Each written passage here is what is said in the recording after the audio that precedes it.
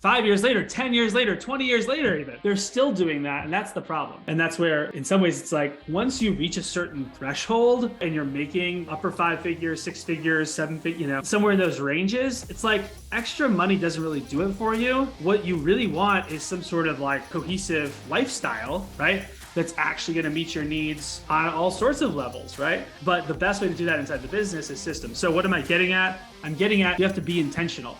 And Mike, you're somebody who's carved out time more than anyone else I ever worked with. And I can't even tell you, it's almost like the road to burnout is paved with good intentions. The path is lined with the skulls of the entrepreneurs who failed to actually carve out the time, who said they'd do it later, but never actually worked on the business, and they just end up being burned out. And I can't even tell you how many times good intentioned people didn't implement what they needed to implement because they just kept telling themselves, I'm too busy.